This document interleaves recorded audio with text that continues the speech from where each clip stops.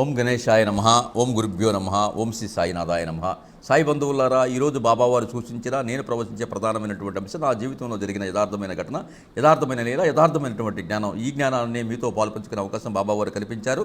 ఈ క్రమంలో బాబావారు ఈరోజు మనకి ప్రవచించినటువంటి అంశం అంటే సకల జీవులకి ఆకలి ఒకటే, అంటే అన్నం పరబ్రహ్మ స్వరూపం, అన్నం విశిష్టత, తర్వాత అన్న సంతర్పణ విషయంలో బాబావారు వైఖరి ఎలా ఉండేది, అన్నం యొక్క మహిమ గురించి బాబావారు ఏ విధంగా స్పందించేవారు అనే అంశం గురించి తెలుసుకునే ప్రయత్నం చేద్దాము. బాబావారు ప్రధానంగా సకల జీవులు ఆకలి తీర్చడానికి చాలా ప్రయాసపడేవారు, చాలా ఇష్టపడేవారు, చాలా ముందంజలో ఉండేవారు.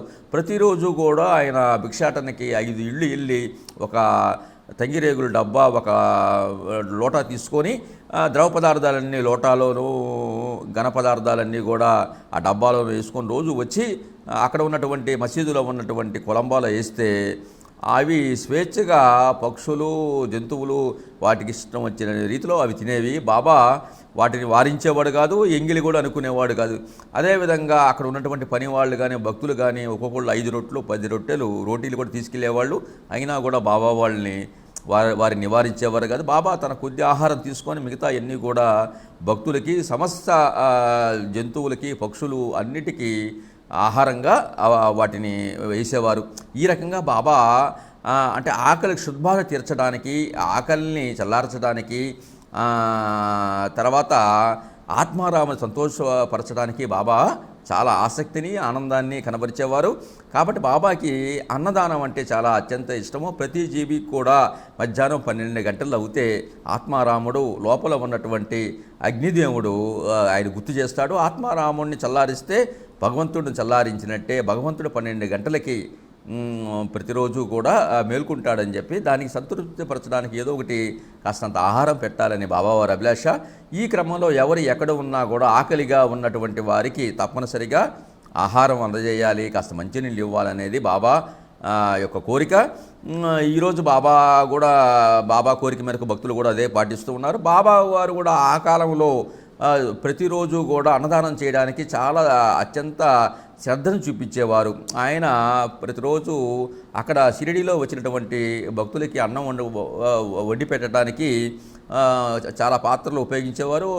50 మందికి సరిపడేటటువంటి ఒక బాండి, ఒక గిన్నె, 100 మందికి సరిపడేటటువంటి ఒక బాండి, 2 బాండీలు ఉపయోగించేవారు.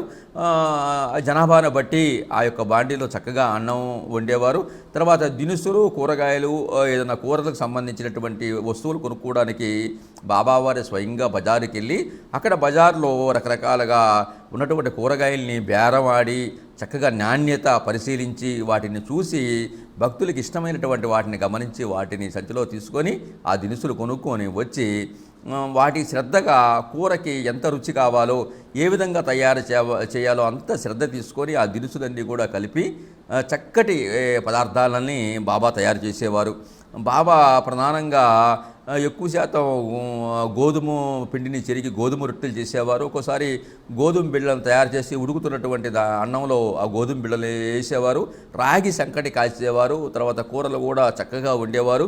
ఒక్కోసారి మరి నాన్ వెజ్ అంటే మాంసాహారులకు కూడా వాడికి మేక, తర్వాత కోడి వంటి మాంసం కూడా వండి స్వయంగా సపరేట్గా వాళ్ళని గమనించి వాళ్ళకి కిచిడితో పాటు పలావుతో పాటు వాటిని కూడా వడ్డించేవారు. ఎవరిష్టం ప్రకారం వారికి తినడానికి బాబావారు అనుమతించేవారు. కాబట్టి బాబా అన్నదానం చేయడంలో ప్రత్యేకమైన శ్రద్ధ కనిపించేవారు.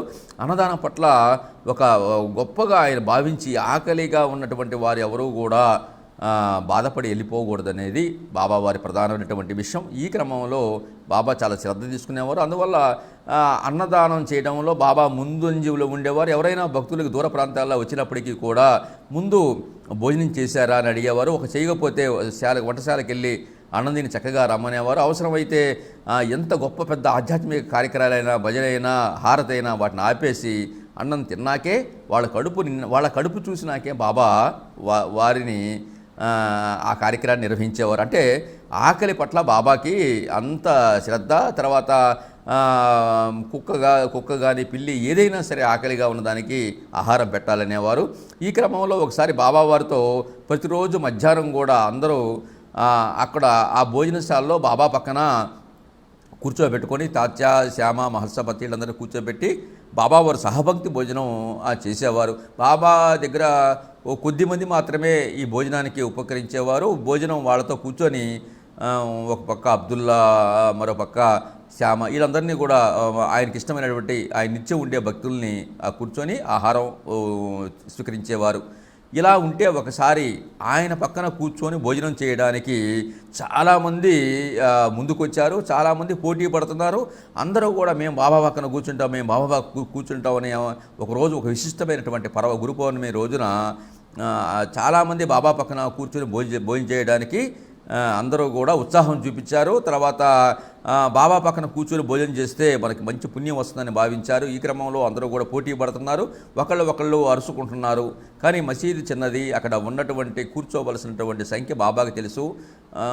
తర్వాత ఎవరి ఇష్టమైతారో, ఎవరు కూర్చోవడానికి అర్హత కలిగినారో వాళ్ళని మాత్రమే బాబావారు కూర్చోబెట్టేవారు. బాబాతో ఉన్నటువంటి సహచర్యులు, అంకిత భక్తులు శ్యామ, మహల్సాపతి, తాత్య వంటి వారు ఉన్నా కూడా, వారిస్తా ఉన్నా కూడా బాబాతో కూడిన భక్తులు లేదు మేము బాబా పక్కనే కూర్చొని మేము భోజనం చేయాలని చెప్పేసి శ్యామయ్యలతో కూడా వాదిస్తూ ఉన్నారు, పోటీ పడుతున్నారు. ఈ క్రమంలో బాబా అన్నాడు, ఎందుకు శ్యామ మీరు ఊరికే గొడవ పడతారు, ఎందుకు ఆందోళన పడతారు, అందరినీ కూర్చోనివ్వండి. ఆ భోజనం చేసే సమయానికి ఎవరు కూర్చుంటారో ఎవరు వెళ్ళిపోతారో ఎవరికి తెలుసు. ఆ అన్నం భగవంతుడి యొక్క ఆధీనంలో ఉంటుంది. ప్రతి గింజ మీద భక్తుడి పేరు రాసి ఉంటుంది. కాబట్టి మీరెందుకు ఆందోళన చెందుతారు, అందరినీ కూర్చోనివ్వండి అని చెప్పేసి బాబా ఆ యొక్క తాత్యాకి, శ్యామకి వాళ్ళకి చెప్తాడు. అప్పుడు అందరూ కూడా కూర్చొని సహభక్తి భోజనం లాగా బాబాతో కూర్చొని అందరూ భోజనం చేద్దాం అనుకుంటారు. ఈ క్రమంలో ఉన్నటువంటి ఒక్కసారిగా ఆ పైన ఉన్నటువంటి మసీదు పైన ఉన్నటువంటి ఆ పైకప్పు ఒక్కసారి పెద్ద శబ్దం వచ్చి గబగబా అక్కడి నుంచి ఆ కప్పు జారి కింద పడుతూ ఉంటుంది. పెంకులు, తర్వాత పైన ఉన్నటువంటి మట్టి అన్నీ గబగబా కింద పడతాం. పెద్దగా ఆ పడే శబ్దం వచ్చింది. ఈలోపు కొద్దిగా ముందు సున్నము అను పడుతుంది అనే దానికి నిదర్శనంగా ముందు కాస్త సున్నము అని మట్టి, చిన్న చిన్న మట్టి గడ్డలు ఆ పెకళ్ళు పైనుంచి కింద పడతాయి. ఎప్పుడైతే పెద్ద శబ్దంతో ఆ చిన్న చిన్న మట్టి పెకళ్ళు పడ్డాయో ఇక్కడ మసీదు కూలిపోతుంది, పెద్ద ప్రమాదం జరుగుతుందని అప్పటి వరకు బాబాతో ఎడవైపు కుడివైపు కూర్చున్నటువంటి భక్తులు అందరూ కూడా అన్నం తిందామని కూర్చున్నటువంటి భక్తులు పరుగులు తీశారు ఈ శబ్దంతో. అమ్మో మసీదు కూలిపోతుంది, పైకప్పు రాలిపోతుంది, ఏదో ఒక ప్రమాదం విపత్తు జరుగుతుంది అనేటువంటి భయంతో పరుగులు తీసి ఆ మసీదు బయటికి వెళ్ళిపోయారు. కానీ బాబాతో కూర్చున్నటువంటి అబ్దుల్లా కానీ, శ్యామ కానీ, మహల్సాపతి కానీ, తాత్యా కానీ వీళ్ళు పరిగెట్టలేదు. వీళ్ళు బాబా పక్కనే కూర్చున్నారు. కూర్చునేసరికి ఈ పైన రాలిపోతున్నటువంటి పెళపెళ శబ్దం వచ్చేసరికి బాబా ఒకసారి పైకప్పు చూసి ఆగు, తగ్గు, నా భక్తుల్ని కడుపు నిండా అన్నం తిని అని చెప్పేసి ఒకసారి పై వైపు చూసి ఆయన గద్దించి ఆ యొక్క దాన్ని ఆపడానికి బాబా గట్టిగా గరిమి ఆపాడు. ఈ రకంగా పంచభూతాలు బాబా అదేనేమైనా ఉన్నాయి. ఒకసారి బాబా తగ్గు, ఆగు, నా భక్తుల్ని అన్నం తిని అని అనగానే ఎప్పుడైతే పై కప్పు కూలిపోతుందో ఆ కూలిపోతున్నటువంటి కప్పు కూడా ఆగిపోయింది. ఆ రాళ్ళు కూడా రాళ్ల పెళ్ళలు కూడా కింద పడలేదు, మట్టి రాలేదు.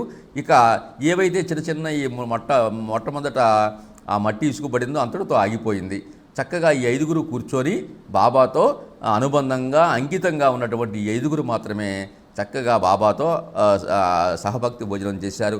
మిగతా వాళ్ళందరూ బయట నోరు ఎల్లకల పెట్టి ఆశ్చర్యంగా చూస్తూ ఉన్నారు. అప్పుడు బాబా అన్నారు, ఎవరు విశ్వాసము, నమ్మకము, అంకితమైనటువంటి పూర్ణమైనటువంటి భక్తితో ఉంటారో వారు మాత్రమే నిలబడతారు. అందుకని నేను అన్నాను, ఎందుకు మీరు ఇందాక పోటీ పడతారు నా పక్కన కూర్చోవాలని?